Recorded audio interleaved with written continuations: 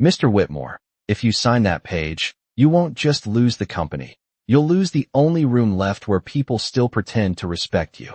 The words entered the boardroom so quietly they did not sound like an interruption at first. They sounded like truth, and that was worse. Around the 40-foot walnut table, the room stilled in pieces. A silver pen stopped tapping.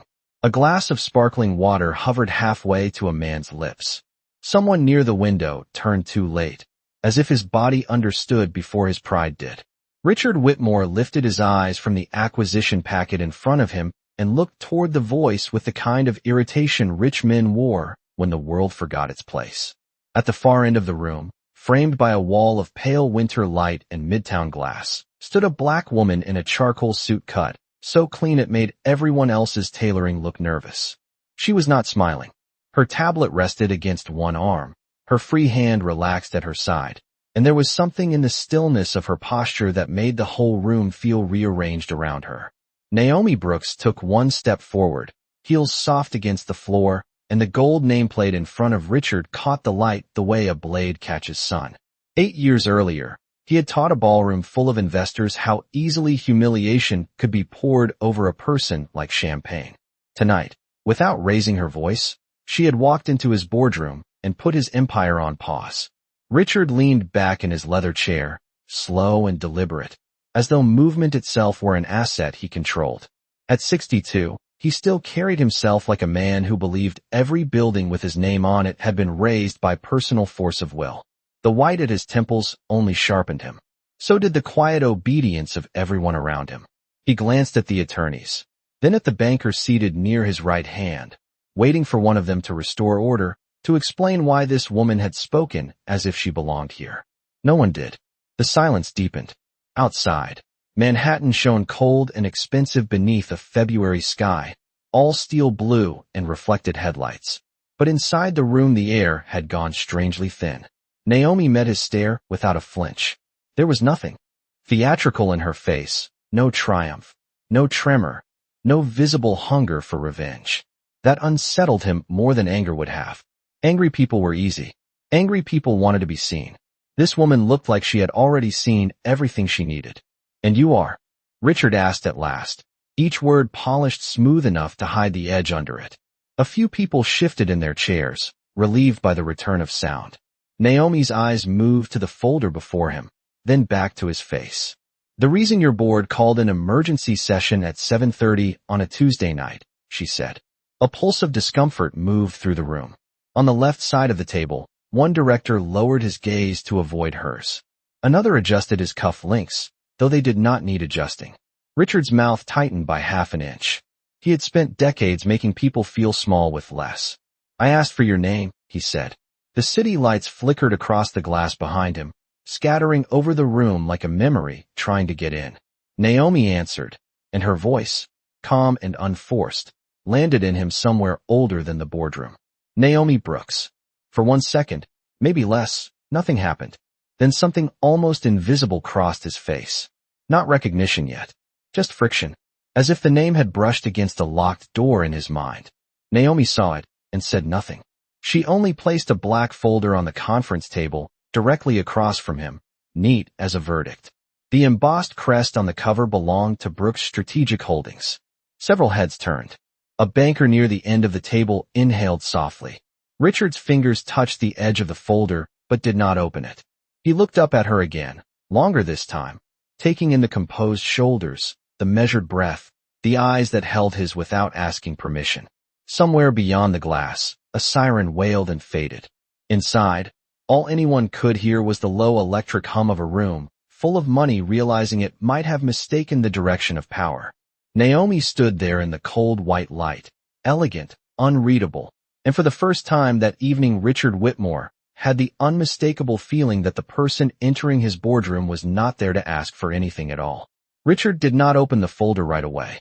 He rested 2 fingers on the cover as if the paper itself might explain why the room had shifted against him. Naomi remained standing, calm in a way that did not ask permission from anyone at that table. To her left, the city stretched out beyond the glass in streaks of white and amber, cabs sliding down Park Avenue like restless beads of light. The heat in the boardroom hummed softly through hidden vents, carrying the faint scent of espresso, printer toner, and expensive wool. It should have felt controlled. It did not. One of the directors cleared his throat and then thought better of speaking. Another reached for his water, missed the glass by an inch, and tried again more carefully. Richard noticed all of it. He had built a career on noticing the tiny fractures in other people before they noticed them in themselves. But this was different. This was not weakness spreading downward from the least powerful person in the room. This was uncertainty moving toward him, and he hated the texture of it. Brooks Strategic Holdings, he said at last, reading the crest without opening the file. His tone was dry, almost bored, but a small line had formed beside his mouth. That name has become very busy lately. Naomi nodded once. Busy is one word for it. She did not sit. She did not fidget. She did not fill the silence for anyone's comfort. Richard leaned back farther, angling his chair toward the windows, a pose that had intimidated senators, founders, even men who controlled pension funds larger than some countries. Tonight it looked practiced. You requested this meeting through my board, he said. An unusual move. Naomi glanced toward the men and women around the table, then back to him. Not as unusual as a board calling outside counsel before informing its chief executive that control of the company is no longer a private matter. The words landed harder than the first ones had. At the far end of the table, a gray-haired director lowered his eyes to the legal packet in front of him. Richard's gaze cut sideways. Is that true? He asked, not loudly, but with enough steel to make the banker on his right shift in his seat. No one answered immediately. In the pause, Naomi could hear the quiet click of the wall clock behind the abstract painting, 3 measured ticks that seemed to separate one version of this night from another. Richard finally opened the folder. The first page showed ownership structures, voting alignments, acquisition channels, and dates that formed a pattern too sharp to dismiss as rumor. He turned one page, then another. The sound of paper against paper was soft and devastating. The old instinct in him rose fast. Discredit, corner, reassert. A leveraged bluff, he said, though the certainty did not fully reach his eyes. You have assembled enough headlines to look dangerous, but not enough control to dictate terms. Naomi watched him the way a surgeon watches a monitor, not cruelly, just attentively. Then read page 6, she said. He did. The room seemed to narrow around him. There it was, in black and white, a chain of proxy commitments, callable debt, and quiet transfers completed over the past 11 months. Brooks Strategic had not arrived to threaten the building. It had arrived with the keys already in its hand. Richard closed the folder, not hard, but with finality that fooled no one. Why, he asked. It was a simple word, but it entered the room stripped of polish. Naomi felt the old memory stir before she allowed herself to touch it. Crystal stemware. A silver tray. The sting of heat behind her eyes while strangers pretended not to stare. She kept her face still. Because your company is salvageable, she said. And because the people who work here deserve better than the man currently steering it. A few heads lifted at that. Even the lawyer nearest the screen looked up. Richard's eyes narrowed, and for the first time Naomi saw something under the arrogance that had not been there a minute earlier. Not guilt. Not yet. Just strain. He studied her again, longer now, as if trying to force her face to stand still long enough for memory to catch up. Have we met before? He asked. Naomi did not answer at once. The question hovered there, thin and dangerous. She looked at him, then at the polished table that reflected the ceiling lights in pale bars, and for a second she could almost see another surface, another night, another room where men in tuxedos laughed too easily, and a young woman in a pressed black uniform learned exactly how expensive cruelty could sound. When she looked back at him, her voice stayed even. Yes, she said. But the last time, you never asked my name. The question did not echo through the boardroom. It settled into it, quiet and precise, and for a moment nobody moved. Naomi let the silence hold. Richard Whitmore was still looking at her, but the confidence in his face had shifted shape. It was no longer the smooth certainty of a man running a meeting. It was thinner now, more brittle, like something expensive left too long in the cold. Naomi could have answered him with one sentence and split the room open. She could have said the date. She could have named the hotel. She could have described the ballroom down to the color of the linen and the weight of the silver tray in her 19-year-old hands. Instead, She said nothing, and the silence did what silence often did in rooms built on power. It made everyone listen harder. Richard looked back down at the folder as if the numbers might rescue him from memory. They did not. Page after page confirmed the same truth. Brooks Strategic Holdings had spent nearly a year moving quietly through shell entities, distressed notes, voting blocks, and debt tranches that his own people should have seen coming. That was the part cutting him the deepest now. Not just that someone had outmaneuvered him, but that someone had done it without ever entering his field of vision until it was too late. Naomi watched his hand pause over one of the appendices. His cuff was crisp. His watch face flashed under the recessed lights. Everything about him still said command, but command was a costume that depended on witnesses, and tonight the witnesses were beginning to look elsewhere. You are telling me, Richard said slowly, lifting his head again, that you built all of this just to walk back into my office and settle an old grievance. Naomi gave the smallest shake of her head. No, she said. I built all of this because I was very good at something the world kept pretending not to see. The words landed with almost no force, and that made them sharper. Around the table, people who had stayed politely expressionless began to look at her differently. Not with pity, not with curiosity, with calculation. They were beginning to place her where she truly belonged, and Naomi understood that look well. Men like these only respected what they could measure, and tonight they were finally seeing the measurements. Richard folded his hands, but the movement was too controlled. Then explain something to me, Miss Brooks. If this is such a principled intervention, why the theatrics? Naomi almost smiled, though nothing warm reached her eyes. You think this is theater because you are used to entering rooms where everyone already agrees to your version of reality.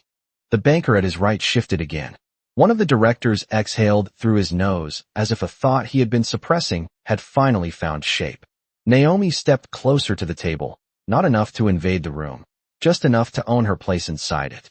The city lights traced faint reflections along the polished wood, and for half a second she saw another reflection layered beneath it, crystal and brass and white tablecloths glowing under chandeliers.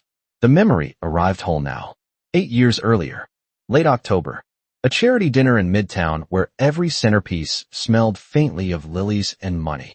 Naomi in a pressed black service dress, sensible shoes, and a borrowed subway card in her apron pocket because she was still not sure she had enough for the ride home after tipping out.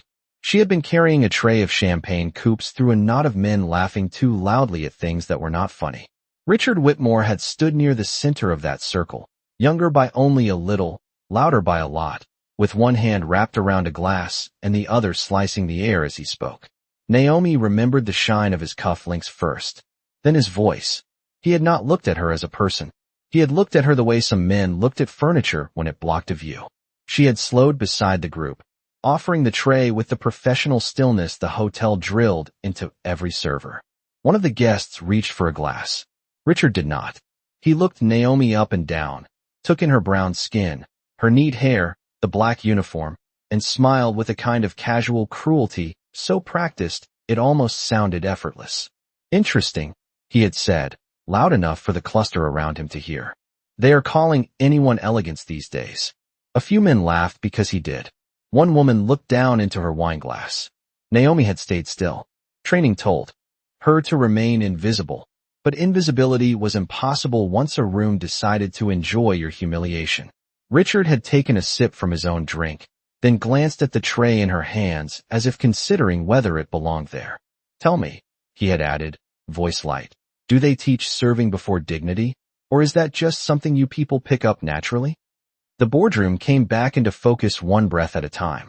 Naomi stood in the cold white light, looking directly at the man who had said it, and though her pulse had begun to beat harder against her ribs, her voice remained level when she finally answered the question he had asked too late. You met me on a night when you thought kindness was optional, she said. I was the waitress you humiliated in front of a ballroom full of people who were too impressed by your money to remember their manners. The words changed the temperature of the room. Not dramatically, not all at once, but enough for everyone seated at that long walnut table to feel the difference against their skin. A moment earlier, Naomi had been a problem with a sharp suit and a dangerous folder. Now she was memory, and memory had a way of stripping polish off men who had spent their lives calling polish character. Richard Whitmore did not speak right away. He looked at her the way people looked at an old photograph they wished had stayed buried, searching for some angle that would make it belong to another life, another face, another mistake. But Naomi did not give him an angle. She stood exactly where she was, shoulders easy, chin level, the city behind her burning white and gold through 40 stories of glass. Around them, the board remained silent, and in that silence Richard's reputation began doing something rare. It began separating from him. Naomi had seen powerful men survive scandal, debt, rumors, even federal scrutiny, because all of those things still left room for performance. But moral failure was different. Moral failure could not be refinanced. It sat in the room and breathed. One of the directors, a woman with silver hair cut close to the jaw, turned slowly toward Richard, as if seeing him in a scale she had not used before. The general counsel lowered his pen. A younger board member glanced between Naomi and Richard with the tense alertness of someone realizing the story he had been told about leadership might have been missing its most important chapter. Richard finally stood, and even then the movement felt late. He placed both palms on the table, leaning into them slightly, not enough to appear rattled, just enough to keep command inside his silhouette.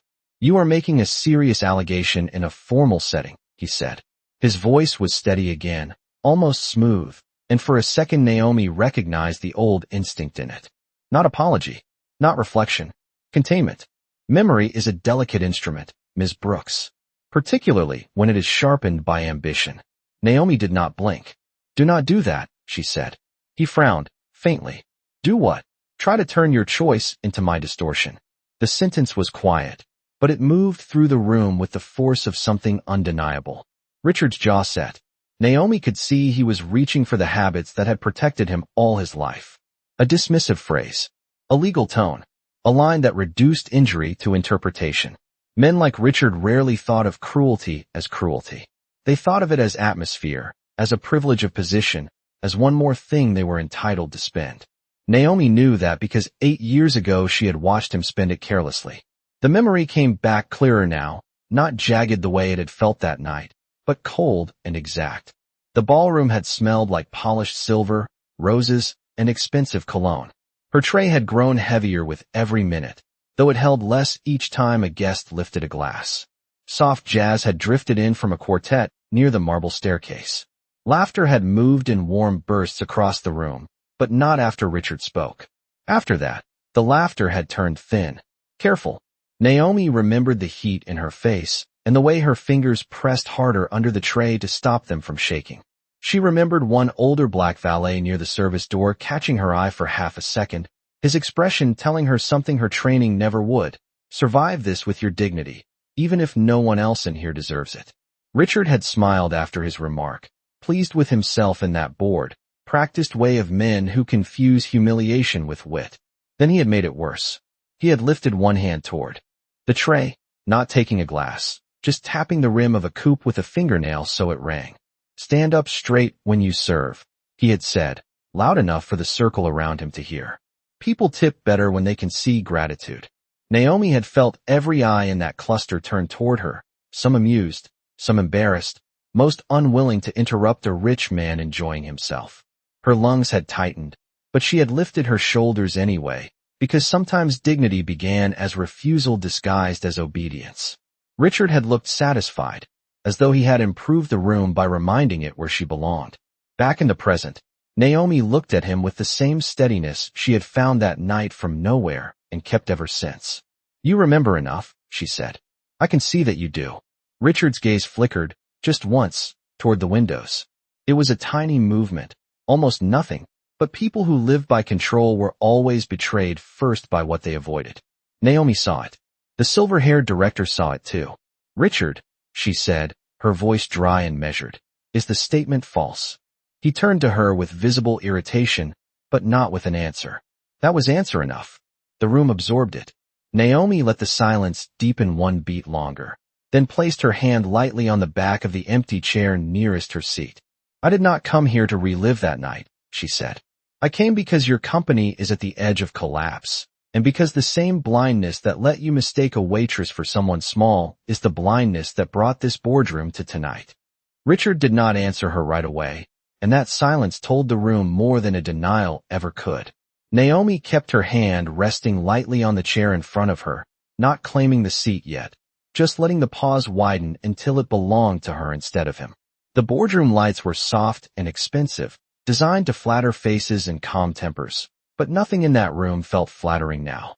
The reflection of the skyline stretched across the polished table in broken bands of white and gold, and for a strange second Naomi thought of how many surfaces in this city had reflected her life without ever really seeing it. Richard drew in a measured breath through his nose and straightened the papers in front of him, a movement so unnecessary it almost looked like a confession. "My company," he said, careful with the first word, "is not on the edge of collapse." Naomi met his eyes. "Your company missed covenant thresholds in 2 quarters, concealed a debt rollover through a holding vehicle in Delaware, and lost the confidence of 3 directors before Christmas." No one interrupted her. She continued with the same calm rhythm, each fact laid down like a stone in a path already built. "Your consumer division has been bleeding cash for 18 months. Your media arm is over-leveraged. Your labor retention numbers are deteriorating in 6 major markets. And the only reason the stock has not fallen farther is because the market still believes you are more disciplined than you actually are." By the time she finished, the room had gone so quiet that even the old heating system in the vent above the door seemed louder. Richard's mouth thinned. "You enjoy the performance," he said. "That must be satisfying." Naomi almost laughed, but there was no joy in her face. "No," she said. "What would have satisfied me is a world where I never had to become this sharp just to be treated like I belonged in the room." The sentence stayed with them. It moved through the board like a low current, touching each person differently. One man looked down at his notes, another at the city. The silver-haired director folded her hands, not defensively, but as if she had heard something she would be carrying home. Richard turned slightly away from Naomi and toward the windows, and in profile, he looked older than he had when she first walked in. Not broken, not humbled, just aged by the sudden effort of holding together a version of himself that no longer fit as smoothly as it used to. Naomi knew that look. It was the face of someone discovering that reputation was not the same thing as character. For a moment, she let herself remember the end of that night 8 years earlier. Not the ballroom, not his voice. What came after? The service corridor behind the event hall had smelled like bleach, warm linen, and burnt coffee sitting too long on a hot plate. The walls there were plain, painted in indifferent cream, and the fluorescent lights made everyone look tired and honest. Naomi had stood by a rolling cart stacked with folded napkins, tray finally lowered, trying to breathe without letting the first tear fall. She had not wanted anyone to see it. Not because she was weak, but because humiliation always wanted witnesses, and she was done giving it any. Then her shift manager, a woman named Denise with tired eyes and sensible shoes, had stepped through the swinging doors with a clipboard tucked against her chest. Denise had taken one look at Naomi's face and known. Not every detail, but enough. "What happened?" she had asked in a voice low enough to be kind. Naomi had swallowed once before answering. "Nothing," she said, because sometimes that was the only word a person could afford. Denise had looked at her for a second longer. Then, instead of comfort, she gave her the harder gift. "The men out there think money makes them taller," she said. "Do not bend your spine to help them believe it." Naomi had nodded, though her throat still hurt. Denise had reached into her apron pocket, pulled out a folded napkin, and handed it to her like it was nothing important. "Fix your face if you need to," she said. "Then finish your shift. Let him leave with his money. You leave with yourself." Back in the boardroom, Naomi felt that old sentence settle into her chest again, steady as breath. She finally pulled out the chair and sat down, smooth and unhurried, as if she had always belonged at this table and everyone else was only catching up. Richard watched her do it. Something hard moved in his eyes. Not recognition this time. Calculation. He was looking for a flaw, a pressure point, some sign that beneath her calm there was still the 19-year-old server he had once mistaken for powerless. But Naomi had not come here carrying that girl as a wound. She had come carrying her as proof. "Here is what happens next," Naomi said, folding her hands over the folder. "You can keep pretending this is personal, and the board will remove you before the markets open tomorrow. Or you can understand that I am offering the one thing you never offered anyone you considered beneath you." Richard's gaze narrowed. And what is that? Naomi held his eyes. A way to leave this room with a little dignity left. Richard let the silence sit between them, but this time it did not belong to him. Naomi could see him trying to decide which version of himself would serve him best now. The titan, the strategist, the insulted founder, the misunderstood executive. Men like Richard did not survive as long as they did by failing to adapt. They survived by changing masks before anyone could name the last one. He eased back into his chair with deliberate calm, folding one ankle over the opposite knee, as if the room had not just watched him lose control of its center. Dignity, he said, almost lightly. That is a very convenient word when you are holding leverage. Naomi kept her hands folded over the folder. It was an inconvenient word when I had none, she said. That one landed. Not loudly, not dramatically, just enough.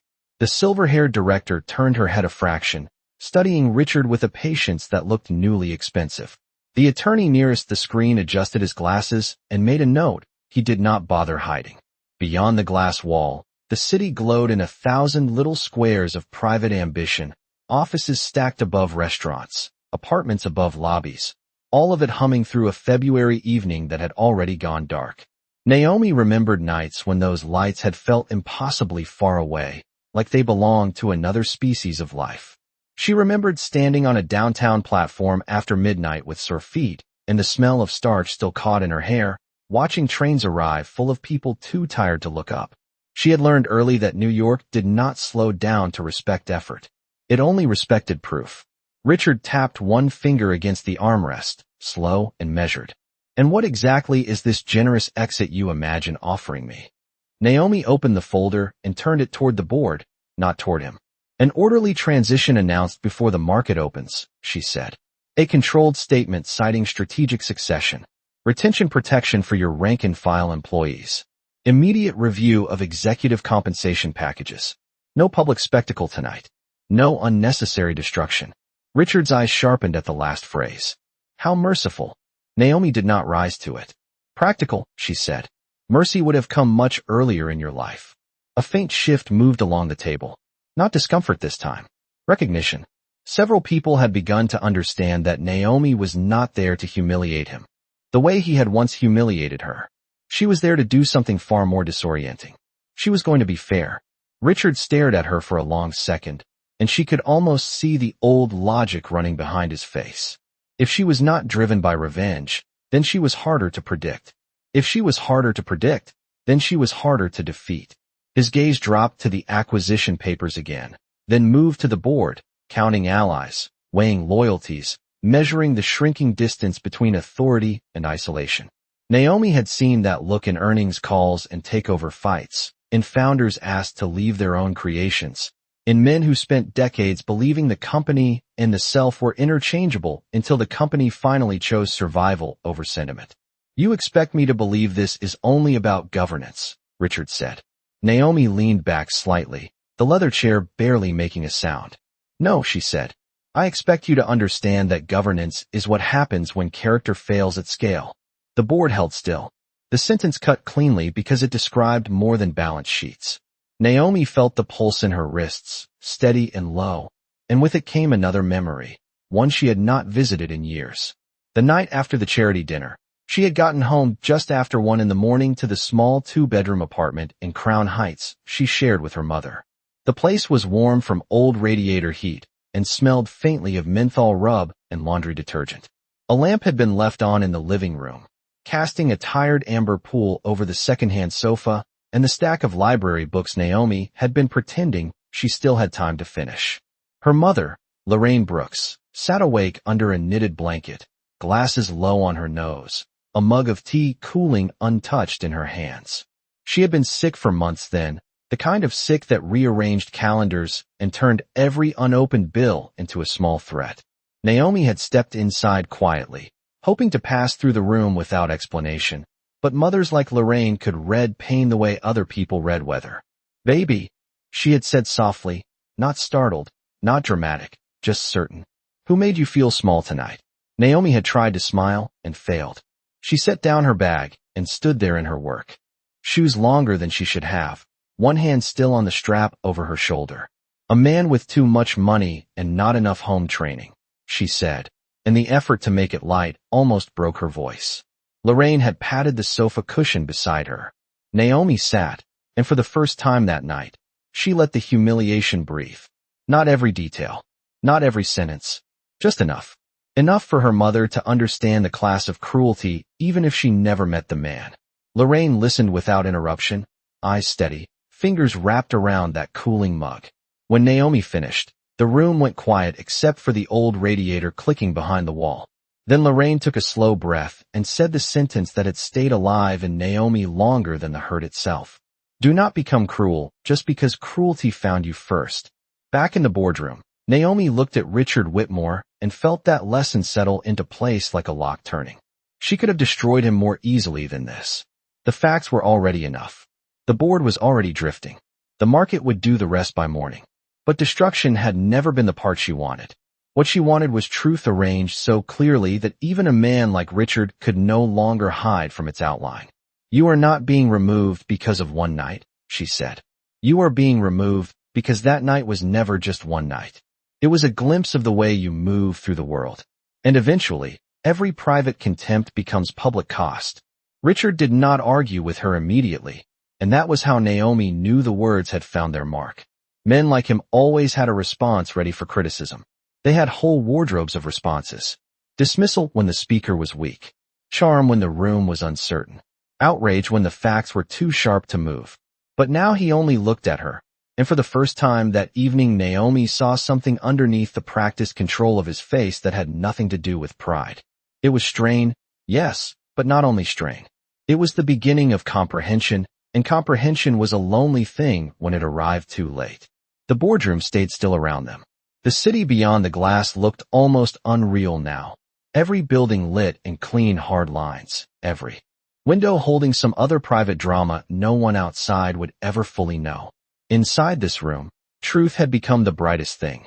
Richard rested his elbows lightly on the chair arms and studied Naomi as if the numbers on the page and the woman speaking them could not possibly belong to the same story. You speak as though you know this company better than I do, he said at last. Naomi did not rush her answer. I know its balance sheets better than you respected them, she said. And I know its people better than you noticed them. A faint shift moved at the far end of the table. The chief legal officer glanced toward the directors.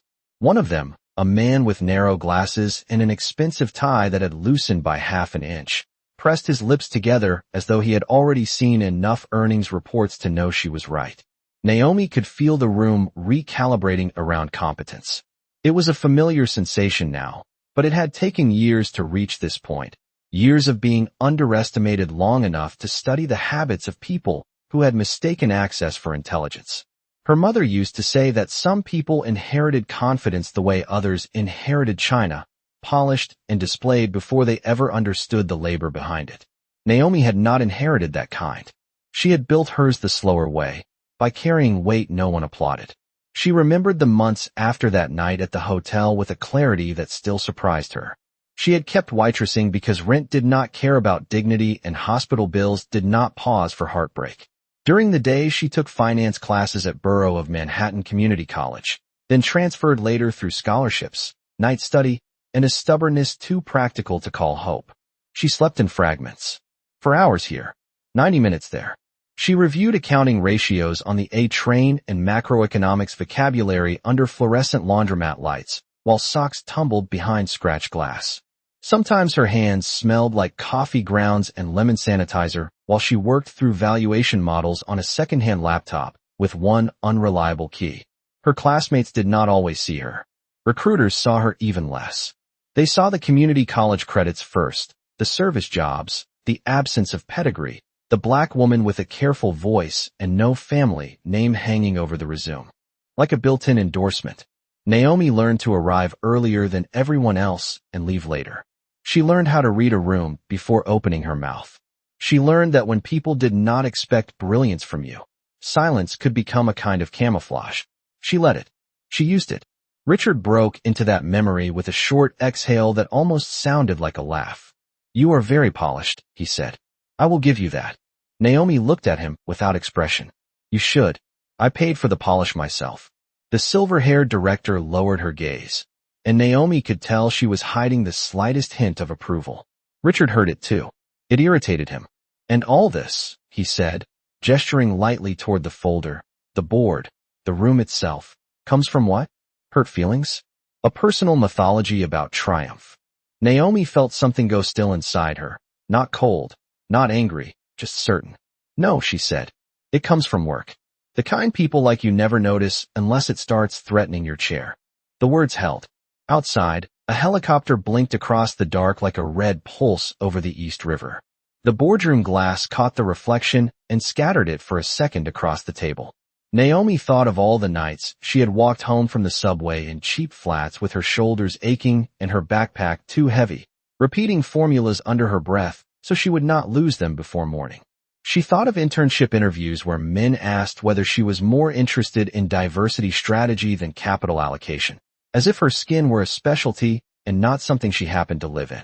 She thought of the first tiny fund that hired her not out of generosity, but because their founder had once been underestimated too and recognized the look in her eyes. She had done the work there no one glamorous wanted, the ugly distressed cases, the companies everyone else had written off, the debt structures with 3 bad options and 1 hidden opening.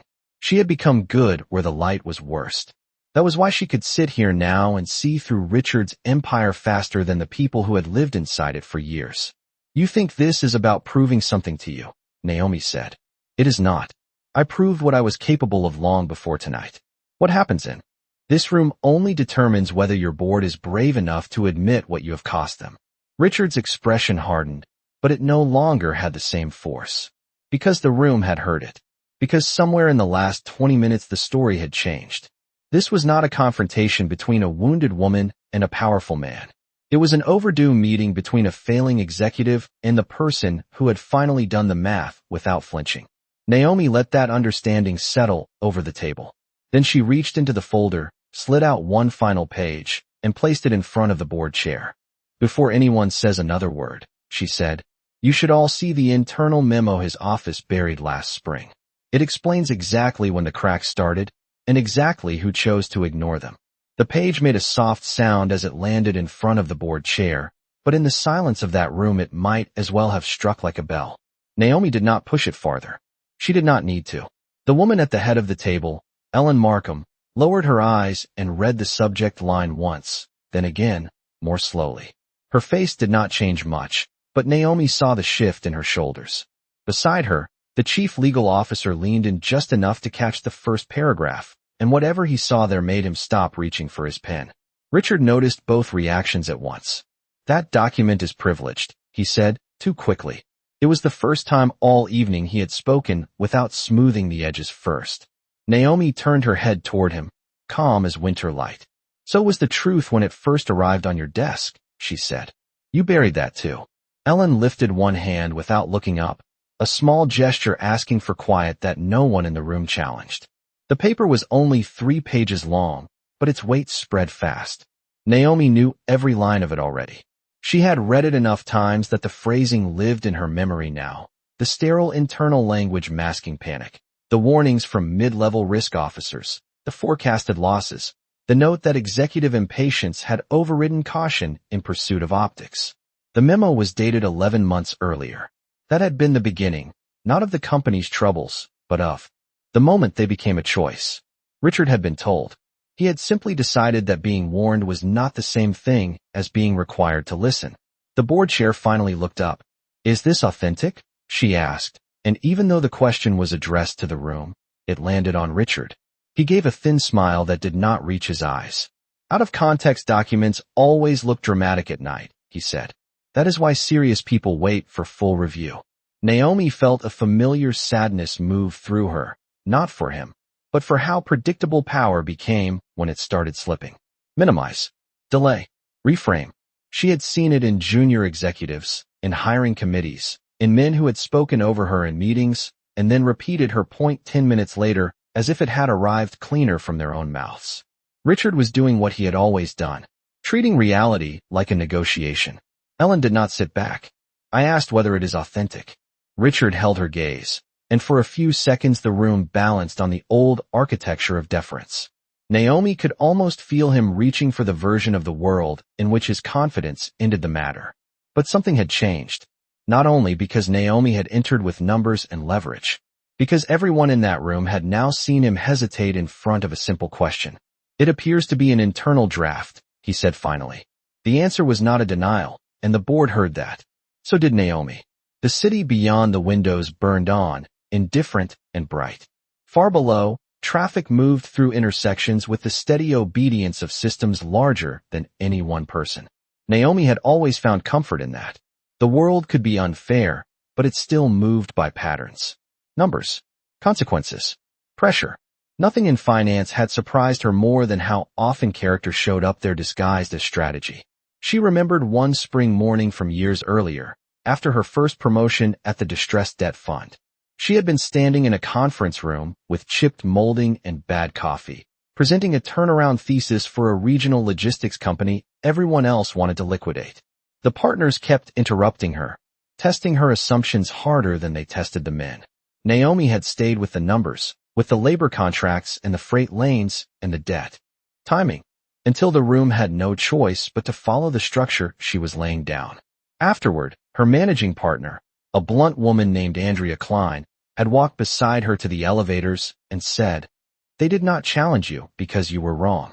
They challenged you because they could feel you were right before they were ready to admit it." Naomi had carried that sentence with her ever since. Tonight she felt it again.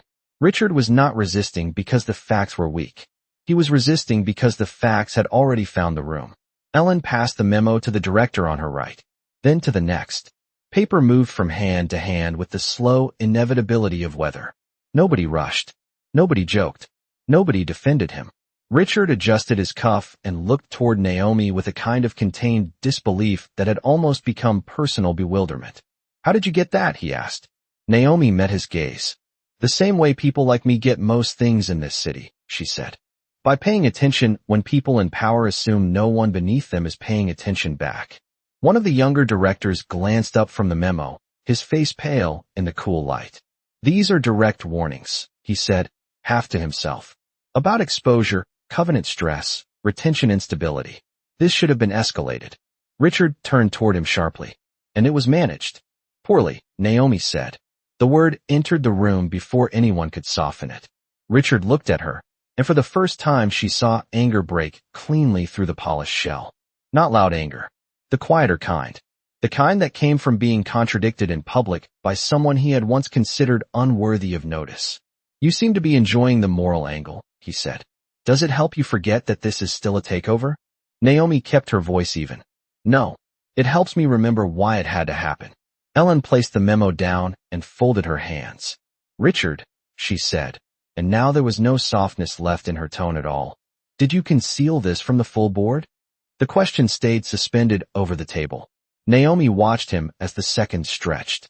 She watched the tiny pulse move once near his temple. She watched his eyes flick toward the window, then back to the paper, then nowhere. And in that silence, she understood something important. It was not that he could not answer. It was that any honest answer would force him to stand inside himself without the usual protection of status. For a man like Richard Whitmore, that was the most frightening room of all. Richard still had not answered Ellen's question, and the longer he waited, the more the room understood that waiting was the answer. Naomi sat without moving, her hands folded loosely over the folder in front of her, her breathing slow and steady beneath the clean lines of her suit. She had learned years ago that the most powerful thing in a room full of ego was often restraint. Not silence born from fear. Silence chosen with precision. Across the table, Ellen Markham held Richard's gaze with the hard patience of someone who had spent enough years around powerful men to recognize the exact moment their confidence stopped being leadership and started becoming avoidance. The city outside seemed brighter now. The winter night pressed against the glass in bands of silver and navy, helicopters blinking in the distance, traffic threading its way between towers far below. Everything in Manhattan kept moving. That was what Naomi loved most about the city. It did not pause to protect illusions. "Richard," Ellen said again, quieter this time, which somehow made it firmer. "Did you conceal this from the full board?" Richard exhaled through his nose and looked down at the memo, as though he were granting it more dignity than it deserved.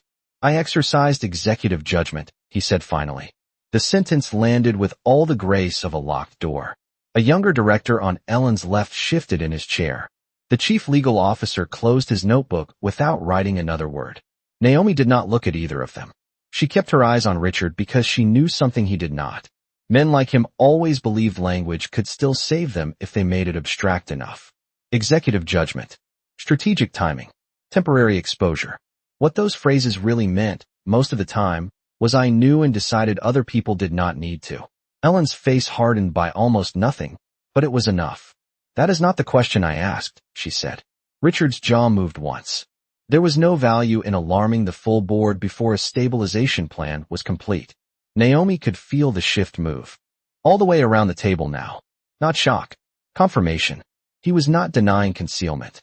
He was explaining why he believed concealment had been his right. The distinction mattered. It always did. She thought of one of the first lessons she had learned in finance, long before the titles and the capital calls and the conference rooms with smoked glass walls. Risk rarely destroyed a company in the moment it appeared. Risk destroyed a company when pride insisted it could still be privately managed after it had already become public in consequence. Richard had not merely missed the warning signs. He had mistaken his own authority for a substitute. Naomi had seen that exact mistake before in smaller rooms and cheaper suits. A founder hiding losses from partners. A manager sitting on harassment complaints because he feared optics. A supervisor burying a staffing problem until the whole department buckled under it. Different scales. Same disease. So yes, Ellen said. You did conceal it. Richard turned toward her with a flash of old authority. I protected the company. Naomi spoke before he could occupy the room with that claim. No, she said, calm as glass. You protected your image of yourself as the only person qualified to decide what counted as danger. Richard looked at her sharply. There was color in his face now, faint but visible. Not humiliation exactly. Exposure.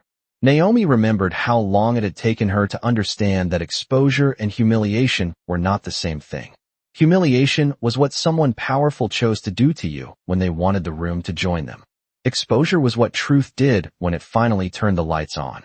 She remembered the first year she worked at the distressed debt fund, when she still wore one good navy blazer too often and kept pain relievers in her tote, because the days were long enough to settle behind her eyes. She had once stayed in the office until almost 2 a.m. rebuilding a broken model after a senior analyst dismissed her earlier work without even reading it. When he finally circled back the next day, expecting errors, he found a cleaner structure, a stronger argument, and assumptions detailed so tightly he could not find daylight between them. He had stood at her desk too long, flipping through pages in silence, then muttered, "Who helped you with this?" Naomi had. Looked up and said, "The same person who did it." She remembered the way he blinked, how small that moment seemed from the outside, and how enormous it felt inside her chest. Not because she had embarrassed him, because she had refused to disappear to make him comfortable. That was what she was doing now, only on a scale large enough to move markets by morning. Richard leaned back again, but he no longer looked settled in the chair. He looked as if the leather itself had gone unfamiliar beneath him. "Let us not pretend," he said, eyes on Naomi, "that you are here as some guardian of ethics. You want control. You have assembled the pieces, and now you want the satisfaction of moral framing on top of financial victory." Naomi let the accusation sit for one beat. 2. Then she nodded once. "Of course I want control," she said. "Control is what adults seek when the person in charge has already shown he cannot be trusted with it." No one moved. The sentence entered the room and stayed there. Ellen looked down at the memo once more, then at the acquisition packet, then finally at Naomi. Something in her expression had shifted from caution to decision. "How much support have you secured?" she asked. Naomi answered without flourish. "Enough to carry a majority once the callable positions convert at 9 a.m. enough to avoid a chaotic unwind. Enough to keep this company from being dragged through 3/4 of preventable panic." Richard's eyes narrowed. "You timed this to the minute." Naomi met his gaze. "I had to. You were never going to make the responsible choice on your own." Outside the windows, the light over the city had thinned into a clean dark blue, and the reflection in the glass let Naomi see both the skyline and the room at once, the old world, and the new pressed into the same pain. She glanced at Richard and thought how strange it was that someone who had once made her feel so small now looked diminished not by revenge, but by the simple act of being seen clearly. Ellen set both palms on the table. "Then we are past denial," she said. "We are into succession." And in the silence that followed, Naomi understood that the room had finally crossed the line he had spent his whole life assuming. No one else could draw. The sentence settled over the boardroom with a stillness that felt heavier than sound. "We are into succession." Ellen did not raise her voice when she said it, but no one at the table mistook it for a discussion point. It was a threshold. Naomi watched Richard Whitmore hear it, and for the first time all evening his face lost the smooth, expensive neutrality he had been trying to hold together. Not completely. Men like Richard did not unravel in public if they could help it. But a crack had opened, thin and unmistakable, right where certainty used to live. He looked toward the windows as if Manhattan itself might offer him a different answer. The city gave him light and distance and nothing else. "This is premature," he said at last, though even he sounded as if he was speaking half a beat behind the truth. "We are responding to pressure, not process." Ellen folded her hands. "No, Richard. We are responding to process that you delayed until pressure made delay impossible." Naomi said nothing. She had learned long ago that once the right person said the thing that mattered, the strongest move was often to let it breathe. Around the table, people who had entered the evening expecting a contained executive session were now sitting inside the quiet collapse of an old order. One director rubbed the bridge of his nose. Another stared at the acquisition packet as though numbers might still rearrange themselves into comfort if he looked hard enough. They would not. Numbers never loved anyone back. Naomi kept her shoulders easy and her breathing even, but inside her chest something subtler was happening. Not triumph. Not revenge. Something closer to release, though even that word felt too loud for what moved through her. The room smelled faintly of coffee gone cool and polished wood warmed by hidden vents. Her mother would have called it rich people air, all expensive restraint and no honesty. Naomi nearly smiled at the thought. Lorraine Brooks had always known how to puncture pretension without raising her voice. She used to say that money could buy quiet, but it could not teach grace. Looking at Richard now, Naomi felt the truth of that sentence like a hand on her shoulder. Richard turned back toward the table, regathering himself piece by piece. "And what exactly?" he asked, his tone sharper now. "Does succession look like in your version of events?" Naomi met his eyes. "Orderly," she said. "You announce a transition for the sake of stability. The board affirms interim governance before market open. My firm finalizes conversion at 9 a.m. There is no spectacle, no panic selling driven by rumor, no scorched earth performance to satisfy anyone's ego." Richard's mouth hardened at the last word. "Including yours?" Naomi did not blink. "Mine is the only ego in this room not asking to be protected from consequences." The younger director on Ellen's left looked down too quickly, as if he had felt that line in his own ribs. Ellen remained composed, but Naomi saw the smallest movement at the corner of her mouth. Not amusement. Approval earned against her will. Richard stood again, slower this time, one hand resting briefly against the table. He had always been tall, the kind of man who filled a doorway before he opened his mouth, but now height looked like the wrong instrument for the work in front of him. "You believe this makes you better than me," he said. It was not quite a challenge. It was something more revealing. Naomi let the silence answer first. Then she said, "No, I believe choices do." The room stayed still. Outside, a sheet of light moved across the glass as a helicopter passed somewhere over the river, and for a moment Richard's reflection hovered over the skyline, half man, half shadow, suspended above a city that had outlived more empires than his. Naomi remembered another reflection, years earlier, after her first major win at Brooks Strategic. She had still been renting a one-bedroom in Harlem then, nothing grand, just tall windows, old floors, and a radiator that clanged too loudly at dawn. She had gotten home after midnight carrying takeout soup and a grocery store bouquet she bought herself because no one else had thought to mark the occasion. Her first independent acquisition had closed that afternoon, a regional manufacturing company everyone else had dismissed as too messy, too local, too human to matter. Naomi had seen what the spreadsheets missed: loyal workers, broken leadership, fixable debt, and a future buried under someone else's arrogance. She had stood at her tiny kitchen sink with the city lights reflecting in the dark window and realized that what she loved was not taking control. It was restoring proportion, putting the right weight back on things. People, work, consequence, dignity. That was why she was here tonight. Not to stand where Richard once stood. To make sure he could not stand there anymore. Ellen opened a legal pad and drew one straight line down the center of the page. Then let us be specific, she said. What protections remain in place for employees below the executive tier? Naomi answered immediately. No broad layoffs tied to this transition.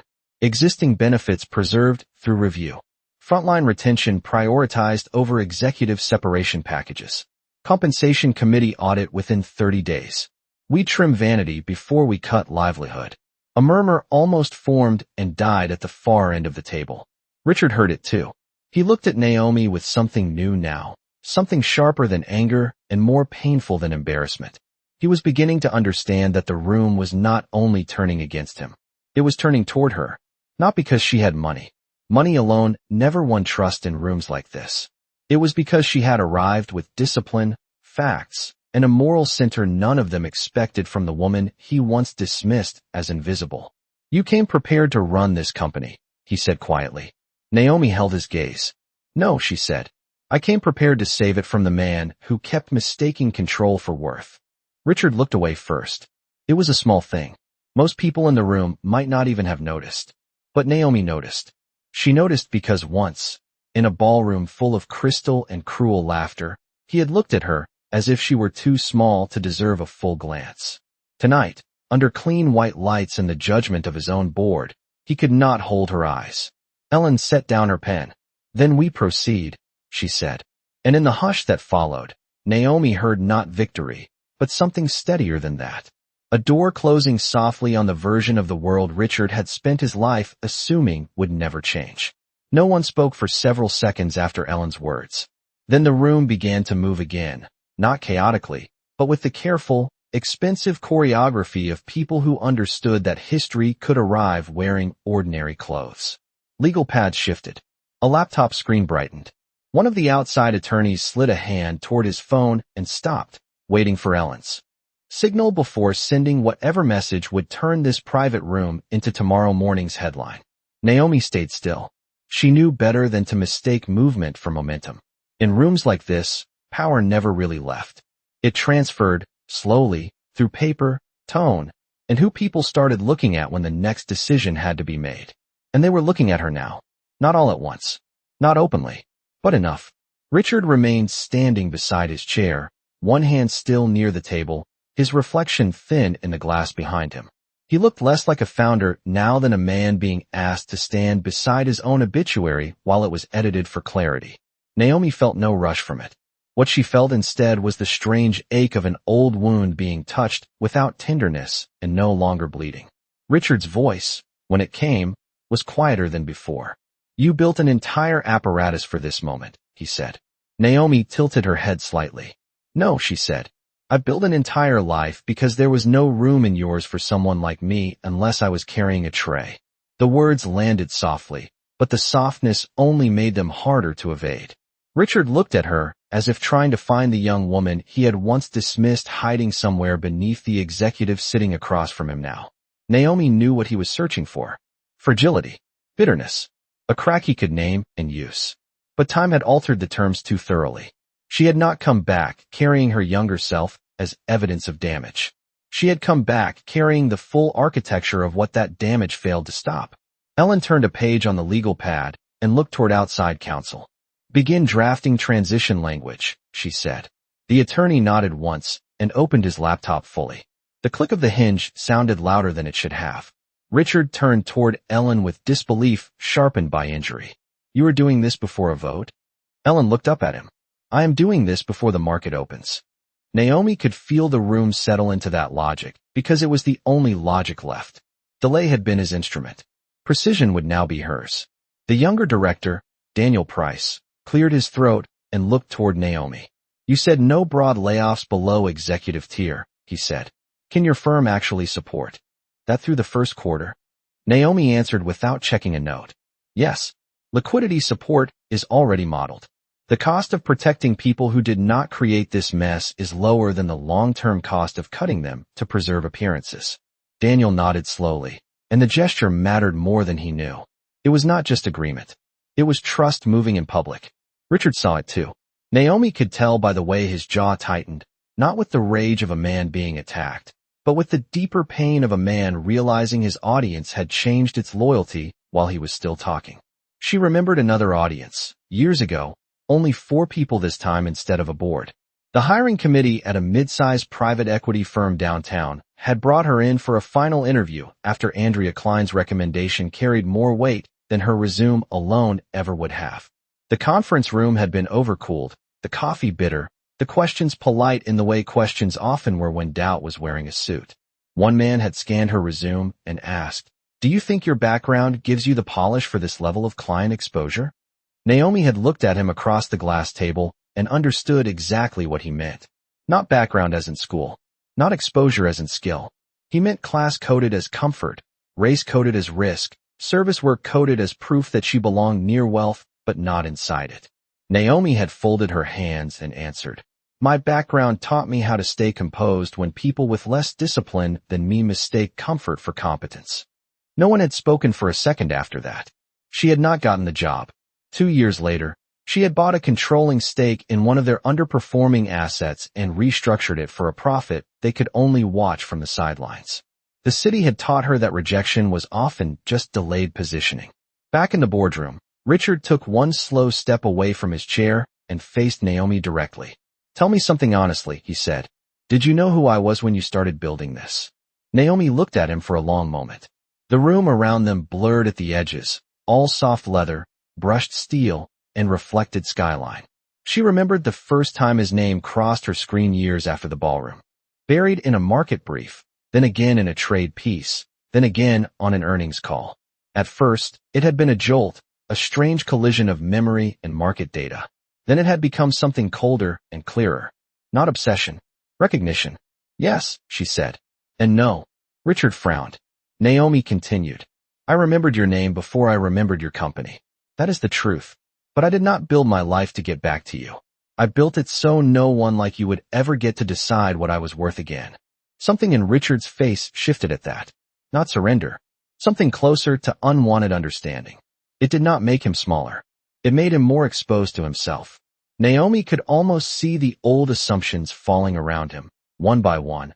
All the little beliefs men like him inherited without ever calling them beliefs. That people serving them were not studying them. That humiliation vanished if it was wrapped in wealth. That the room would always protect the speaker with the highest net worth. Ellen looked up from the draft taking shape on counsel's screen. "Richard," she said, "sit down or leave the room. But we are not circling this any longer." He did not move at first. Then, with visible effort, he lowered himself back into the chair. It was a small action, almost ordinary, but Naomi felt the truth of it travel through the boardroom. Years earlier, he had made her stand in place and absorb the weight of his contempt while other people watched and did nothing. Tonight, he sat while the room turned, and no one rushed to rescue him from the meaning of it. Richard sat, but he did not settle. Naomi could see it in the way his hands came together too neatly on the table, fingers interlaced with the careful control of a man trying to build a wall out of posture. Around him, the room had already moved on. Counsel was drafting transition language. Ellen was reviewing the sequence for disclosure, governance, and market timing. Daniel Price was flipping back through the liquidity pages Naomi had provided, no longer looking for a reason to doubt her, only for the exact shape of next steps. That was how power really changed hands in places like this. Not in speeches. In who the room trusted with tomorrow morning. Naomi let her gaze rest briefly on the skyline beyond the glass. The city was deep into night now. Office towers lit in scattered patterns, a few floors blazing with urgency, others dark and sealed, as if each building were deciding which stories would be carried into daylight and which would stay buried. For years, Naomi had lived in the part of New York that watched those buildings from train platforms and bus windows. Tonight she was inside one, and what mattered most was not the view. It was that she had arrived without having to shrink herself for anyone's comfort. Ellen turned toward outside counsel. "At executive separation terms," she said. No discretionary bonus acceleration. No additional retention triggers at the top. Richard looked up sharply. That is punitive. Naomi answered before Ellen had to. No, she said. Punitive would be giving you the same kind of uncertainty your employees have been living with for months. He stared at her, and this time there was no easy arrogance left in his face. What remained was something harder to watch, because it was more human than pride and less noble than remorse. Disbelief, maybe. The slow, reluctant realization that the person he once treated as invisible had become the one speaking most clearly about fairness in a room full of people who had long deferred to him. The irony of it hung there without needing to be named. You keep framing this as justice, Richard said, his voice lower now. But it is still conquest. Naomi looked at him for a moment before answering. She thought of the dozens of rooms she had entered over the years where men assumed her calm was softness, where they mistook courtesy for hesitation and underestimation for advantage. She had learned not to resent the mistake too quickly. Sometimes it gave her time to see the whole structure before anyone realized she was already inside it. No, she said. Conquest is what men call accountability when they are no longer the ones delivering it. The sentence did not rise. It did not need to. Ellen's pen stopped moving for half a second, then continued. Daniel looked down at the packet in front of him with the expression of someone privately reordering several assumptions at once. Naomi knew that look too. She had seen it before in younger analysts, in reporters after a tough interview, in investors who entered meetings expecting polish and found discipline instead. Her success had never come from dramatic arrivals. It came from forcing people to recalculate. Richard leaned back slightly and glanced toward the memo still lying beside Ellen's notes. You said earlier that you did not build your life to get back to me, he said. Then why keep that document?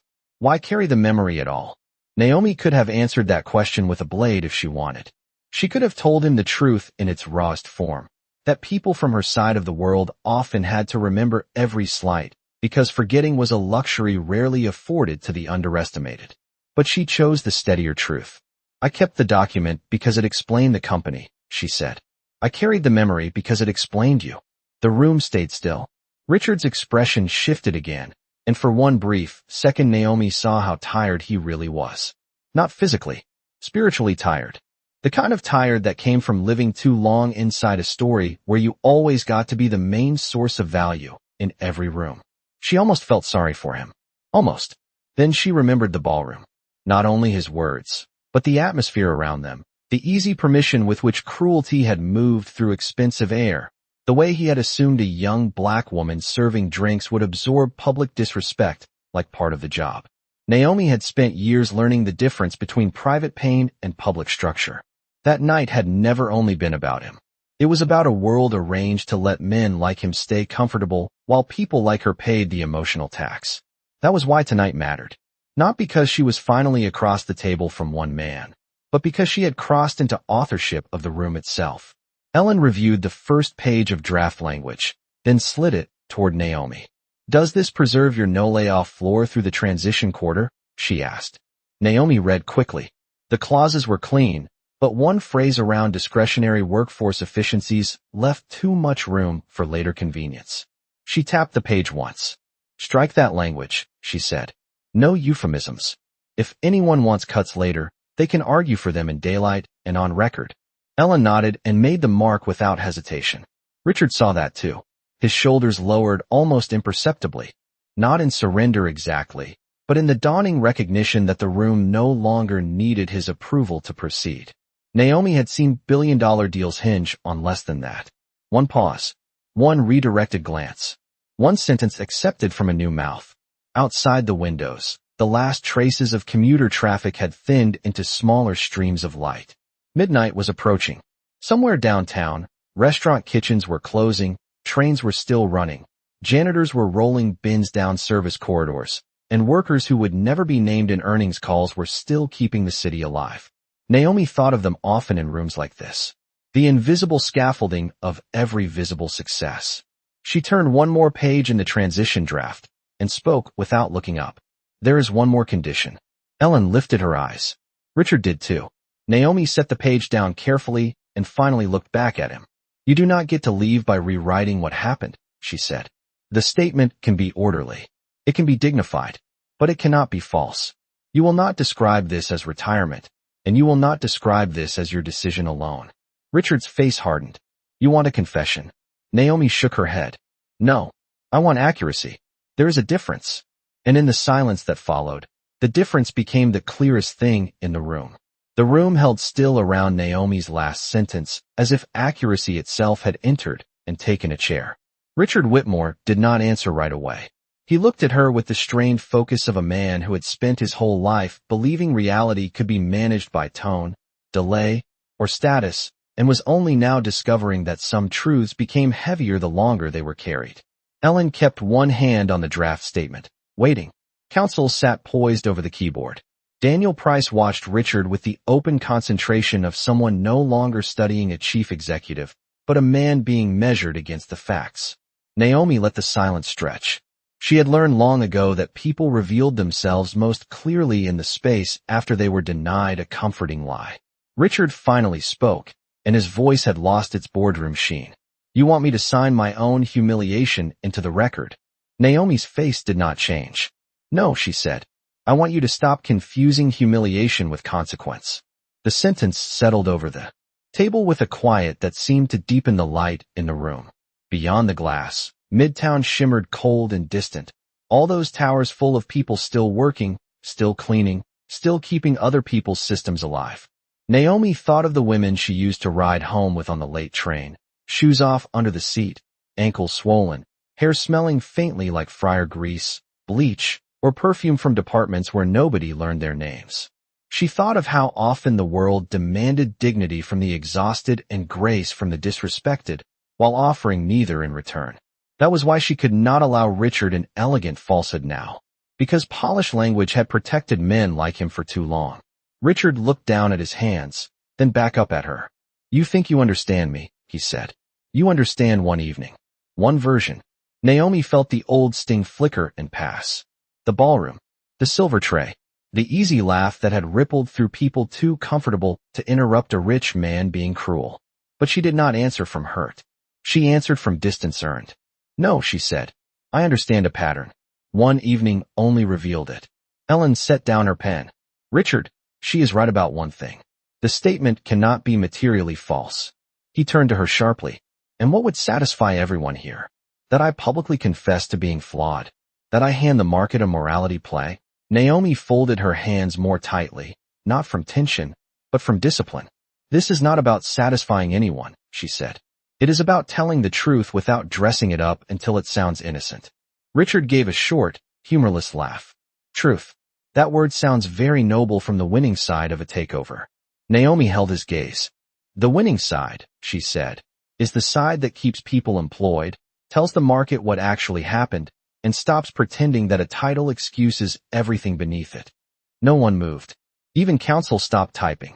The room had narrowed to the space between the two of them.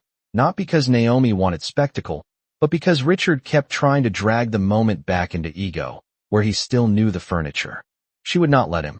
She remembered a winter morning years earlier, before Brooks Strategic had its own office, when she was still running the firm out of a borrowed conference room 3 days a week and a folding desk in her apartment the rest of the time. Snow had been falling outside in slow gray sheets, and the radiator near her desk hissed so loudly she had to mute herself during calls.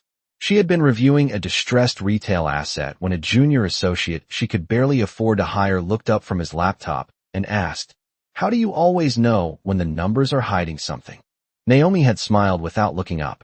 "Because people hide the same way numbers do," she said. "They smooth the edges, delay the bad news, and hope confidence will do the work of honesty." That lesson had built her firm as much as any model ever had. Tonight it sat in front of her wearing an expensive suit and a wounded expression. Richard leaned forward, elbows on the table now, and the move made him look older than standing had. "Say I agree," he said. "Say I let the statement reflect board-directed transition and control transfer. What then? Do you think that balances anything?" Naomi looked at him for a long moment before answering. When she spoke, her voice was softer than before, and because of that, everyone listened harder. "No," she said. "Nothing balances it. Not really. A sentence in a press release does not return the years people spend making themselves smaller, so men, like you, can feel larger. It does not erase what was said in that ballroom. It does not undo what contempt costs when it gets embedded in the culture of a company. But accuracy matters because it is the first thing power usually steals. Richard's face changed at that. Not dramatically. Just enough for Naomi to see the first outline of something he had avoided all evening. Shame, maybe. Or the recognition that shame was finally due.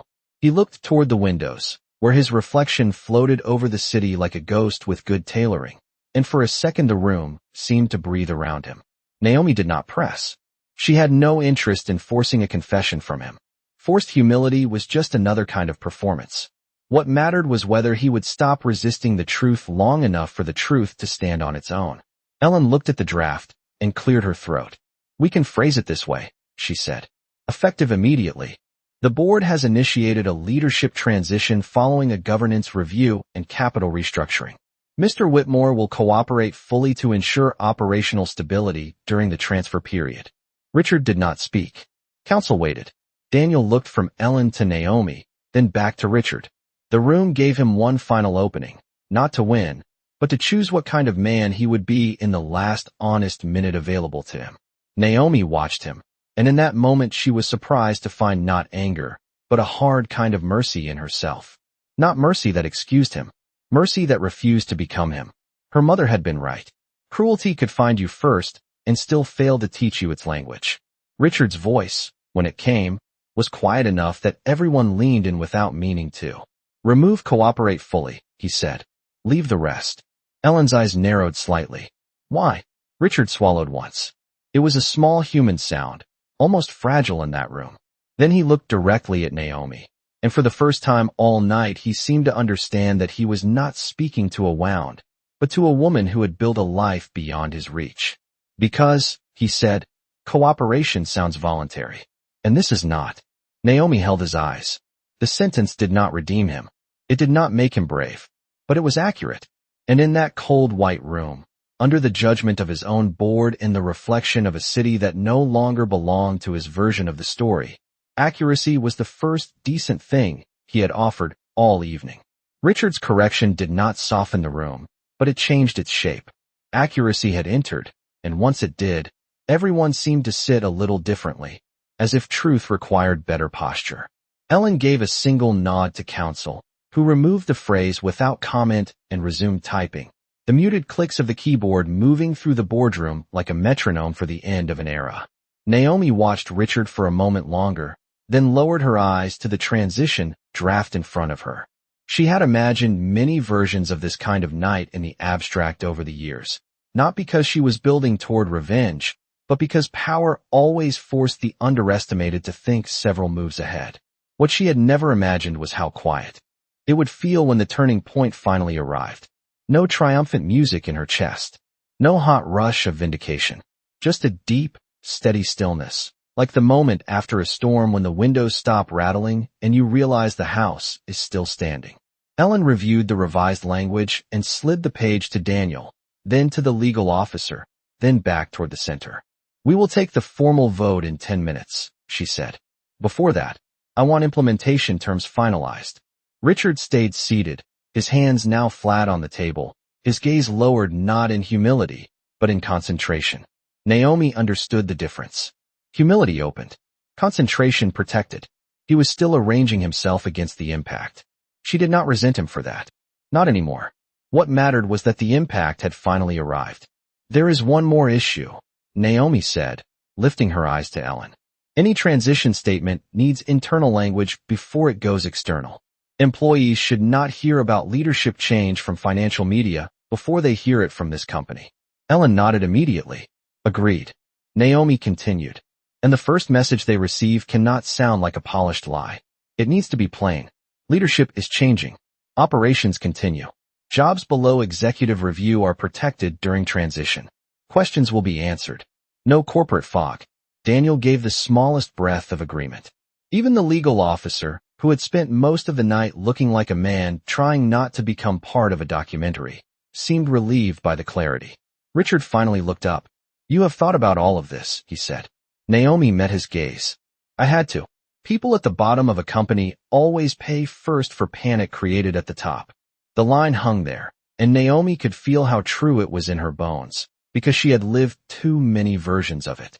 She thought of her mother sitting at the kitchen table years ago with a stack of medical bills under one hand and a pen under the other, doing arithmetic with the kind of tired dignity that made every number feel personal. Lorraine used to smooth each envelope flat before opening it, as if paper deserved courtesy even when life did not. Naomi had watched her mother turn hardship into order over and over again, not with magic, but with discipline. That was where Naomi had learned it. From. Not from business school language. Not from deal tables. From a woman in a small apartment making fear sit down long enough to be counted. Richard glanced toward the glass wall, where his reflection still floated over the skyline, thinner now, less anchored. And if I refuse the vote? He asked, not with force, but with the tired curiosity of a man testing whether any exits remained unmarked. Ellen answered before Naomi could. Then the board proceeds without your consent, and the market learns by way of conflict instead of structure. Naomi added, and the employees you ignored get uncertainty as your final leadership decision. Richard looked at her again. For the first time all evening, he did not seem to be searching for weakness. He seemed to be measuring the full distance between the woman he had once reduced to service and the woman now structuring the terms of his departure. Naomi could see the math landing behind his eyes. Not all at once, but enough. She knew that expression. She had seen it on men in conference rooms, on rivals after negotiations, on interviewers years after dismissing her when they met her again from a less comfortable angle. It was the face people made when they realized they had mistaken proximity to power for possession of it. You could make this much uglier, Richard said quietly. Naomi did not answer immediately. The boardroom lights reflected in the polished wood between them in long pale bars. And for a second, she thought of the silver tray from years ago, how heavy it had felt, how cold the stemware had been against her fingertips, how careful she had been not to let her hands shake after he spoke. She could have made this ugly. She could have put every detail in front of every camera by morning. She could have let humiliation do what humiliation always wanted to do and spread. But cruelty had already taught the room enough. She had no interest in becoming its most elegant student. Yes, she said at last. I could. Richard waited. Naomi held his gaze. But ugly is easy. Discipline is harder. Something moved in his expression then, faint and difficult to name. Not gratitude. Not absolution.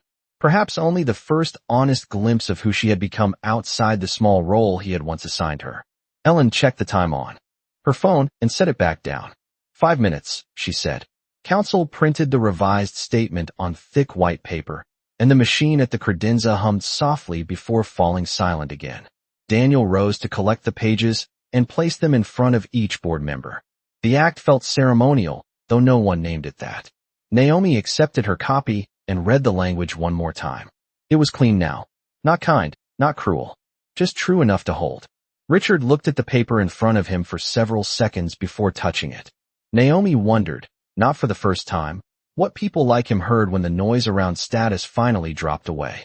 Whether the silence felt punishing or simply unfamiliar. Her mother used to say that some people feared stillness because they had spent too long using noise to avoid themselves. Tonight, Richard had nowhere left to send the noise. Ellen placed both hands on the table. Before we vote, she said, I want the record clear on one point. This transition is not being structured around revenge. It is being structured around stability, governance, and responsibility to the people who work here. Naomi said nothing, but she felt the sentence settle somewhere deep in her chest. That was the line she had been protecting all night. Not her ego, not even her history. The people who would arrive tomorrow morning with coffee and paper cups and badges around their necks, expecting a job, a system, a paycheck, some measure of steadiness from a company that had nearly run out of all three. Richard looked at Ellen, then at Naomi, then back to the page. When he finally spoke, his voice was low and level. Then let the record show, he said, that she offered more dignity than I did. No one moved after that. The room simply held the sentence, and Naomi, hearing it, felt not victory, but something quieter and rarer. A wound that had once been made public was finally being answered in public by the truth, and for one suspended moment, that was enough. The vote was almost anticlimactic, which was how real endings usually arrived. No thunder, no raised voices, just names spoken into the record one by one. Each answer clear enough to alter the future of thousands of employees and quiet enough to sound ordinary in the moment. Ellen voted first, then Daniel, then the others, steady and formal, until the result was no longer suspense but fact. Control had shifted. Leadership had ended. The company Richard Whitmore had treated for too long like an extension of his own certainty now belonged to a structure he did not command. When the final count was read, nobody clapped. Nobody exhaled dramatically. The room simply absorbed it. Naomi felt the weight of the moment move through her not as triumph, but as release. Something old and tightly coiled inside her had finally loosened. Not because the past had been repaired. It had not. Some things did not repair. They only stopped ruling every room you entered.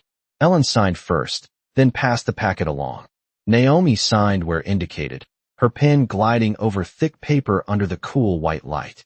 The ink dried almost instantly. A detail that should not have mattered did. She remembered signing a disciplinary acknowledgement at 19 after a restaurant manager accused her of having an attitude when she had quietly asked not to be assigned a customer who kept making comments about her skin. She had signed that paper too, hands steady, face calm, while humiliation sat hot in her throat like swallowed metal. Back then signatures had felt like surrender. Tonight her name looked different. Not louder, just fully her own. Across the table, Richard read the final page before adding his signature last. He did it without theatrics. No delayed hand. No bitter joke. Only a long pause, then the motion itself.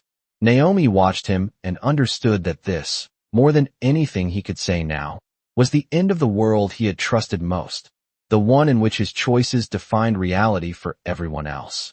Counsel gathered the documents, clipped them cleanly, and handed a copy to Ellen for the record. The outside attorney began outlining the release sequence in a low, efficient voice. Internal memo first. Executive call at 6:30. Regulatory filing prepared for pre-market. Press statement on hold until employee communication confirmed. Naomi listened, but the sound of it started to recede behind a different awareness. The building had gone quieter. Somewhere beyond the boardroom doors, the night staff had begun their work. She could almost imagine the faint citrus scent of cleaning solution in the hallway, the squeak of a cart wheel, the soft discipline of people who made places look effortless before morning. She thought of all the workers who passed through towers like this without ever being invited to shape what happened inside them. Security guards, porters, janitors, catering staff, receptionists, assistants. People expected to know everything and own nothing. People whose names lived in badge systems, not headlines. They were the hidden anatomy of every polished institution. Naomi had never forgotten that. It was one reason she had built differently. Ellen stood and closed her folder. We reconvene at 8 for transition oversight, she said. Until then, no unauthorized outreach, no side calls to media, and no internal speculation beyond approved language.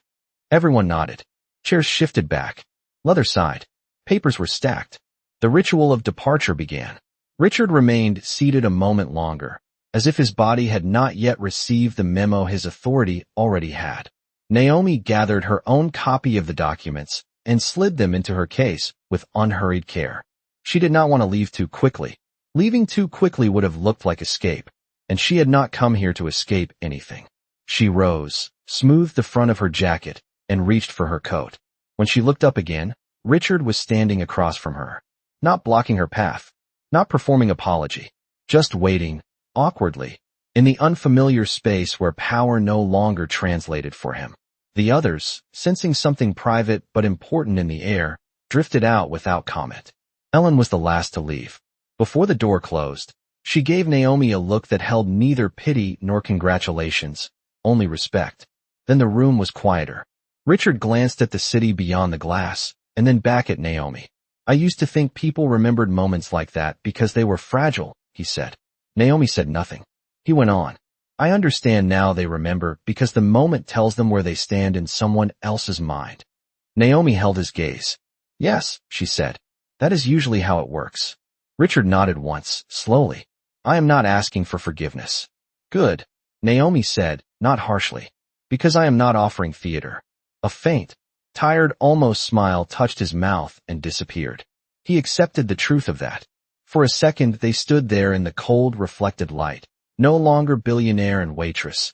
No longer even winner and loser in the simple way headlines would frame it. By morning, just two people held inside the moral aftermath of a long, unfinished sentence. Richard looked down, then back up. "You were right," he said. "Ugly is easy." Naomi slipped her coat on and adjusted the sleeve. "It usually is." She picked up her case. Her hand was steady. Her breathing was even.